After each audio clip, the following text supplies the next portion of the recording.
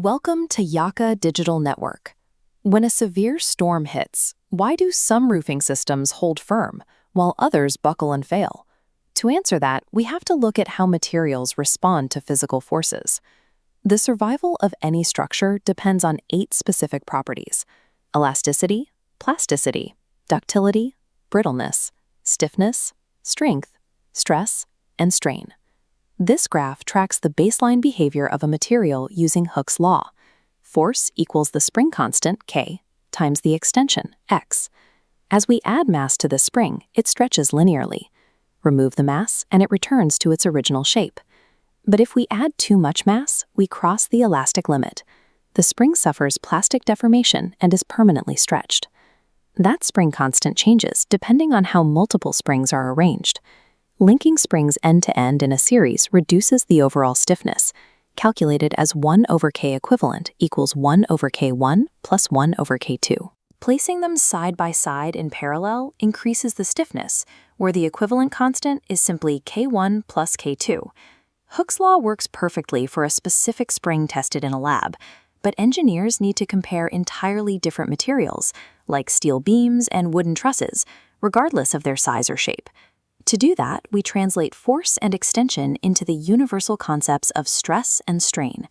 Stress is the internal pressure a material feels, calculated by dividing the applied force by the cross-sectional area. Strain is the physical response, found by dividing the change in length by the original length.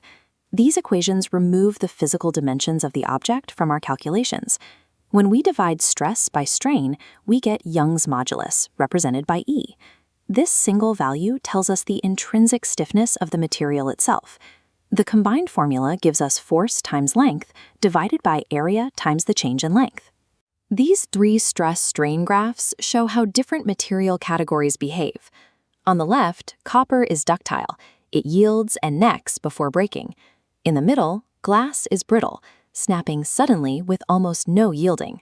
On the right, rubber is an elastomer, stretching out in a distinct S-curve. Looking closely at these lines, we can separate stiffness from strength. Stiffness is the steep initial slope of the curve. A steeper line means a higher Young's modulus. Strength, however, is determined by the highest peak on the curve before the material breaks. A material can be extremely stiff, but still lack the strength to carry a heavy load. The data in these curves tells us exactly how much energy a structure can take. The area underneath the slope represents the elastic potential energy absorbed by the material, calculated as 1/2 force times extension, or 1/2 kx squared, right up until the moment it fails. To measure this in the laboratory, we test a long, thin wire. A longer wire produces a measurable extension, while a micrometer screw gauge gives us a precise reading of the wire's tiny diameter, allowing us to accurately calculate the cross-sectional area. Now it's your turn. A 2.0 meter copper wire with a 1.2 millimeter diameter extends by 1.5 millimeters under a 150 Newton load.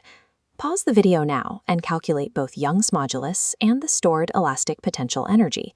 Here is the step-by-step solution. Notice the 2 places where calculations usually go wrong.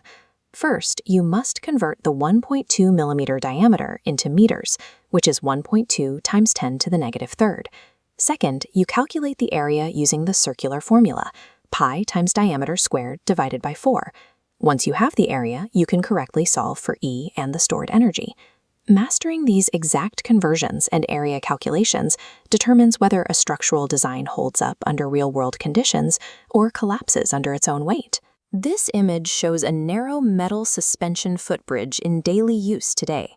When a community builds infrastructure like this, selecting the right material is a life-or-death engineering decision. This graph presents 2 overlapping stress-strain curves representing our options. Material X has a high Young's modulus, but fractures abruptly with almost no plastic strain. Material Y has a slightly lower Young's modulus, but it undergoes substantial plastic strain before breaking. For a bridge, material Y is the safer choice. Its ductility means that if the load becomes too heavy, the metal will stretch and sag before it snaps. That plastic deformation acts as a physical warning, giving people time to evacuate before a catastrophic failure. This summary panel contains the mechanical properties cheat sheet. Lock in these 5 core equations and remember how to read stiffness, strength, and toughness directly off the axes of a stress-strain curve. You can watch more videos for all classes here and get all content at www.yaka.cc.